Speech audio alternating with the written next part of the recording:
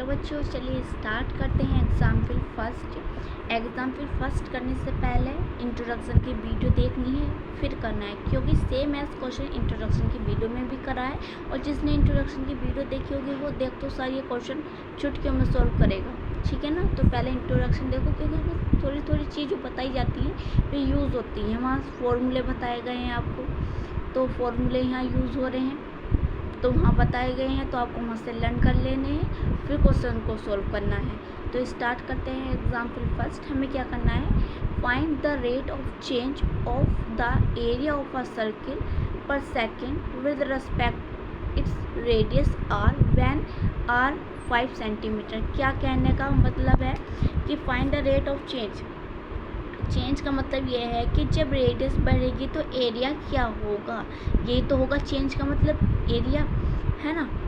या अगर मान लो रेडियस बढ़ती है तो एरिया भी तो बढ़ता है ना।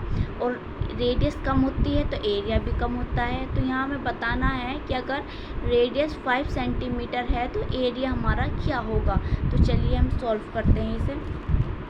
तो हमें रेडियस क्या दे रखी है, 5 सेंटीमीटर दे रखी है। और जो हमने एग्जाम्पल सॉल्व किया है इंट्रोडक्शन की वीडियो में, वहाँ हमने 7 सेंटीमीटर लेके सॉल्व किया है। तो रेडियस हमें क्या दे रखी है, 5 सेंटीमीटर। पहले जो हमें गिवन है वो लिख लेते हैं। हमें जो रेडियस है वो दे रखी है 5 सेंटीमीटर, ठीक है। एरिया क्या होता है सर्किल का, पाई आर स्क्वायर। एक हमारे पास सर्किल है, ठीक है। पहले उसकी कुछ रेडियस आ रही होगी, पर जब उसकी रेडियस अब 5 सेंटीमीटर है, क्या सेंटीमीटर है, 5 सेंटीमीटर है, तो एरिया क्या होगा वो बताना है हमें, ठीक है। तो ये हमारे पास ये है। उसने कहा है क्वेश्चन में कि देखो यहाँ फिर से एक बार पढ़ो कि हमें एरिया बताना है, area of a circle per second with respect to radius. किसके रेस्पेक्ट में हमें बताना है, रेडियस के रेस्पेक्ट में बताना है। कहाँ लिखा देखो, रेस्पेक्ट टू रेडियस, तो रेस्पेक्ट बताना है रेडियस के एरिया को। तो यहाँ लिख सकते हैं हम DA/DR,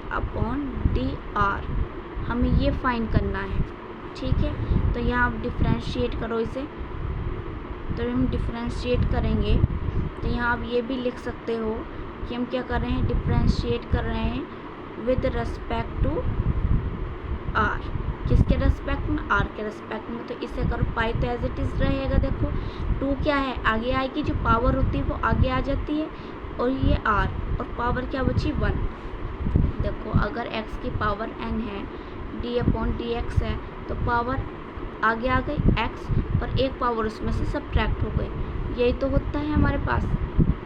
तो ये हमने यहाँ लगाया, जो पावर खोलते हैं, ठीक है। तो अब ये हमारे पास पावर 1 है, तो कोई फ़र्क नहीं पड़ा कि 1 है। अब हमें क्या करना है, हमें आर की वैल्यू तो पता है, क्या है आर की वैल्यू, 5 सेंटीमीटर है। तो यहाँ 5 सेंटीमीटर हम लिख देंगे, और यहाँ मल्टीप्लाई करो, क्या आएगा, 10 पाई आया, और ये हमारे पास निकला DA/DR। अब यहाँ मेन ये आ जाता है बेटा, इतना क्वेश्चन हमने सॉल्व किया कि इसकी यूनिट क्या है, पीछे की जो हम यूनिट लगाते हैं, तो यूनिट क्या होगी। देखो इससे हमें पता चलेगा एरिया।